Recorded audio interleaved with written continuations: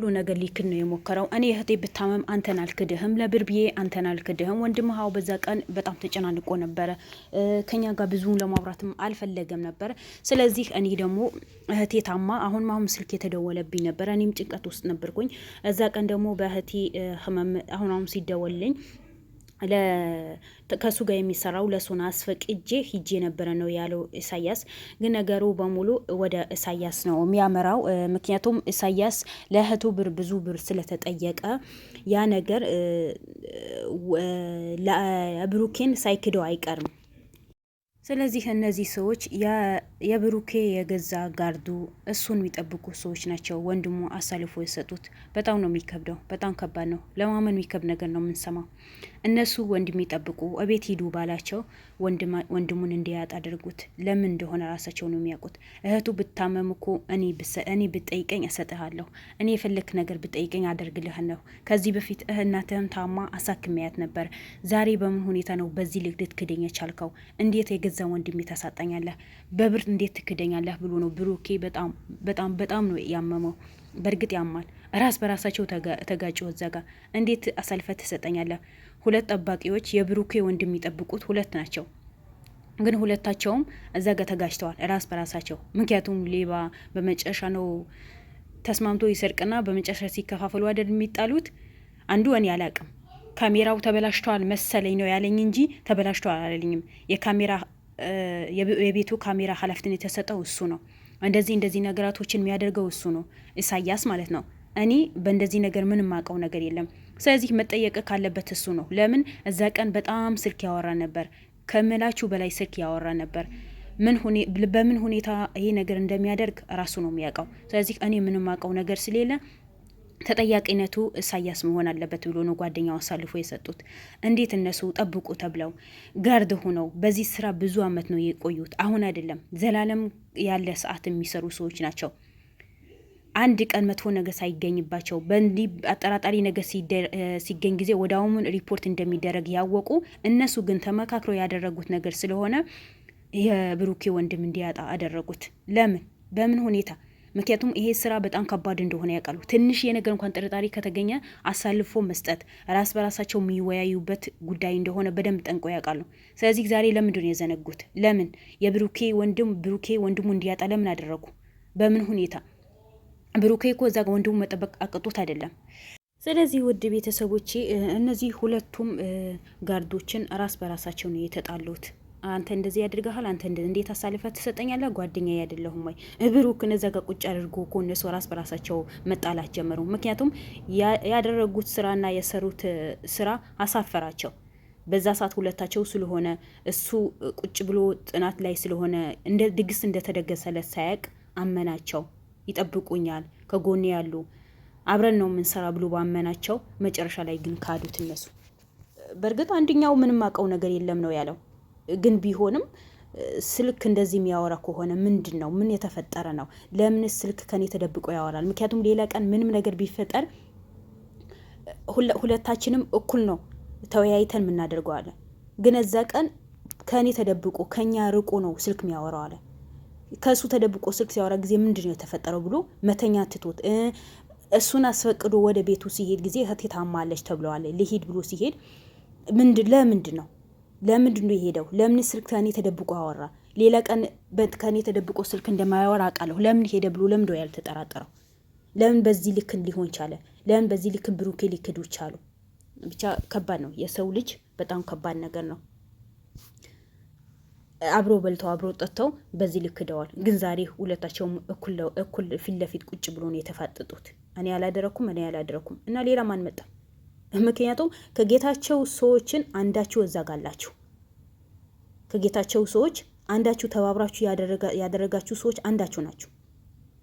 አዎ ብር ያስፈልገዋል ወይ ለእህቱ ሲል ነው ይሄ ነገር ያደረገው። ስለዚህ ዛሬ የብሩኬ ፊት ለፊት ቁጭ ብሎ ለምን ይክደዋል? በቃ አድርጌዋለሁ ይቅርታን መጠየቅ። ምክንያቱም የብሩኬ ወንድም ተመልሶ አይመጣም። ካሁን በኋላ ወደ ፈጣሪው ነው የሄደው። ግን እናንተ እዛ ጋር ቁጭ ብላችሁ ለምን ትክዳላችሁ? ነገ ወጥቶ ከምትዋረዱ ዛሬ ያለውን ነገር ለምን ደው ማታወሩት? በቅርታን የሚያልፍ ነገር ነው። ለምን እኛ አላደረግንም ብላችሁ ክዳችሁት፣ ነገ ግን እውነቱ ሲወጣ ጊዜ ስራውን አድርገው ከተነሱ በኋላ ብሩኬን ሙሉ በሙሉ ነው የካዱት። እኛ አላደረግንም ነው በብሩኬ አጠገብ ቁጭ ብሎ ነው ራስ በራሳቸው የሚጣሉት። ስለዚህ ከእናንተ ውጪ ማን አለ? ለምን ካሜራው ሊጠፋ ቻለ? አሁን ነገሩ እኮ ብዙ የሚያጠራጥር ነገር አለው። አንድ በጣም ስልክ ተጨናንቆ አውርተዋል። ሁለት ካሜራ ጠፍተዋል። ካሜራው ለምን ሊጠፋ ቻለ? ማብራት ካልጠፋ ካሜራ ካልተበላሸ ካሜራ ሊጠፋ አይችልም። ካሜራው አልተበላሸም። ለዛ ቀን አዳር ብቻ ነው የተበላሸው። ከዛ ማን አስተካከለው? የተስተካከለ ነገር የለም። ብሩኬ ያወቀ ነገር የለም። ስለዚህ እነሱ ሆነ ብሎ ነው ካሜራ ያጠፉት።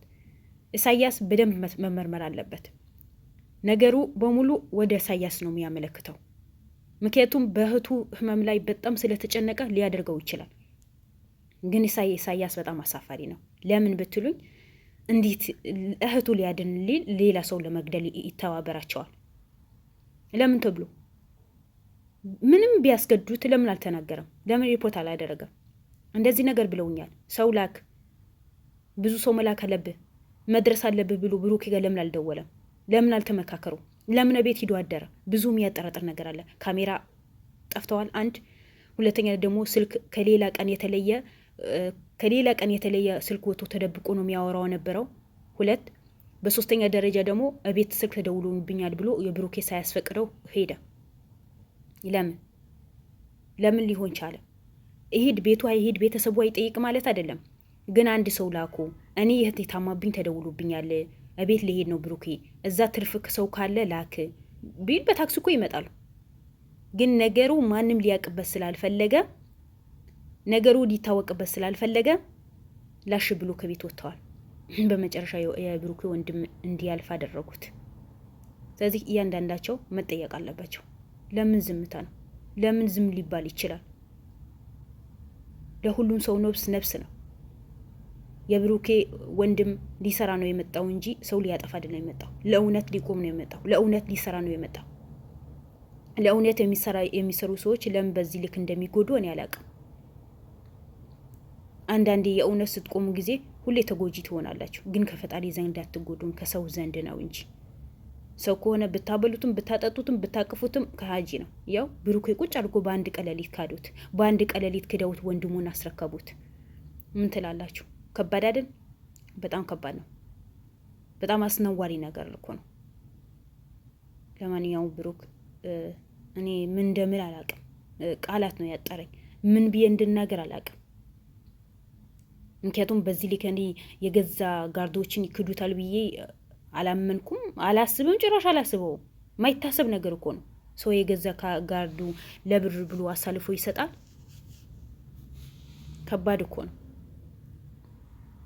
ነገራቶችን ቆም ብላችሁ ማሰብ አለባችሁ። ይሄ ነገር በእኔ ላይ ቢከሰት ምንድን ነው ማድረገው? ብሩክ ቢክዳችሁ ምንድን ነው የምትሉት? አላፊያችን ነበር፣ አብረን ነው የምንሰራው፣ እንዴት ካደን ብላችሁ እኮ ያዙን ልቀቁን ትሉ ነበር። ግን እናንተ ዛሬ ቁጭ አርጋችሁ የብሩኬ ወንድም አሳልፋችሁ ሰጥታችኋል። ሀዘንተኛ ሆኖ ተጎድቶ ውስጡ ያረረ ግን እናንተ ትክዱታላችሁ። ለምን ደግሞ ትክዱት? ለምን እውነቱን አትናገሩ? እውነቱ ተናግራችሁ በቃ እሱም ይለፍ፣ የወንድሙ ገዳይ ማን እንደሆነ ይወቅ። በእርግጥ አሁን ታውቋል እኮ ከሁለት አንዳችሁ ሙሉ በሙሉ የሚያሳየው ወደ ኢሳያስ ነው። ከሁለት አንዳችሁ ነው። ምክንያቱም እዛ ቁጭ ብላችሁ እኮ ተጣልታችኋል እኮ። ግን ለምን እውነቱ አታወጡት? በቃ እውነቱ አውጡትና ሁሉም ይረፍ። እዛ ጋር ክሩሞችን መጨናነቅ የለባቸው። በእናንተ የመጣ እናንተ በሰራችሁት ግፍ፣ እናንተ ባደረጋችሁት ኃጢአት እነሱ መጨነቅ የለባቸው። ማን ነው ምንድን ነው ለምን ይጨነቃል? ሰው እውነቱ አውቆ እኮ እረፍት ያገኛል፣ የህሊና እረፍት ያገኛል። እናንተ ግን ማንን ሰው ህሊና እረፍት እንዳያገኝ ያደረጋችሁ። ግን ብታረጉም እኮ ስለተጠራጠራችሁ ሌላ ሰው መጠርጠርም ከባድ ነው። እናንተ ከጌታቸው ሰው አብራችሁን የሰራችሁ ተሳትፋችኋል፣ እጃችሁ አለበት። እውነቱ አውጡ። እውነት ተደብቃ አትቀርም። እውነት አውጡ። እስከ መቼ ነው እንደዚህ በውሸት የምትኖሩት? ሁሉ ነገር መካዱ ሳይሆን እውነቱን አምነው እውነቱን ተቀብለው ነገራቶችን ማስተካከል፣ ጠላቶችን መያዝ፣ ያለውን ነገር ለእውነት እንደሆነ እነዚህ የጌታቸው ሰዎች እነሱ ለማጥፋት እንደተነሱ አውቀው ተባብረው ነገራቶችን መስራት ነው ያለባቸው እንጂ ልክ በዚህ ልክን አንድ ሰው ጠላት አድርጎ ሌላኛው ሰው ደግሞ ለእውነት አድርጎ መኖር አልነበረባቸውም። ግን መጨረሻው ምን እንደሆን ቢሆን ብቻ አላውቅም። ምክንያቱም ጌታቸው እዛ ቀን ሲይዝት ሁላቸው ነበሩ፣ ሁላቸውም ከካሜራ ጀርባ ነበሩ፣ ይሰማሉ፣ ያያሉ ምን እንደሚከሰት እንደዛ ተባቸው ያውቃሉ። ግን እነሱ ያ ሁሉ ትተው ያ ሁሉ ወረስተው በትንሽ ብር ብሩኬን ካዱት። ለምን እንደካዱት ብቻ አላውቅም። ቢጠይቁ እኮ እህቱ ማሳከም አያቅተውን ነበር። ብቻ መጨረሻው አላህ ያሳምረው ነው የሚላችሁ። በጣም ከባድ ነው። በዚህ ልክን መካድ፣ በዚህ ልክን ማድረግ በጣም ከባድ ነው። ግን ምን እንደሚሆኑ አይታወቁም። እንደ ደግሞ ነገራቱ ደግሞ የተስተካከለ መጨረሻቸው መካዳቸው እኮ ነው የሚገርመኝ። ለምን እንደካዱ ብቻ አላውቅም። ስለዚህ ውድ ቤተሰቦቼ የብሩኬ መጨረሻ የብሩኬ ወንድሙ ገዳዮች ተይዘው ብሩኬ ደስተኛ የሚሆንበት ጊዜ፣ ምክንያቱም ደስታው የሚያገኝበት ጊዜ ቅርብ ያድርግልን። የገዛ ሰዎቹ ከራሱ ጋር የሚሰሩ ሰዎች ናቸው በዚህ ልክን የካዱት። ለምን እንደሆነ አላውቅም። ለምን እንደሚክዱት እንደተነሱ አላውቅም። በጣም ከባድ ነው። ሰው ከራሳቸው የሚበላ ሰው ከራሳቸው የሚጠጣ ሰው መካዱ በጣም ከባድ ነው። እኔ አላውቅም ምን እንደሆነ ምን እንደሚከሰትም እኔ አላውቅም። ብሩክ ኢንሻአላህ የወንድምህ የጌታችሁ ሰዎች በእጅህን ይዘ ቅርብ የሚሆንበት ጊዜ ሁሉ ነገር ቅርብ ያደርግልሃል። ለቤት አዲስ ከሆናችሁ ላይክ፣ ሼር፣ ሰብስክራይብ ያደርጋችሁ አበረታቱን።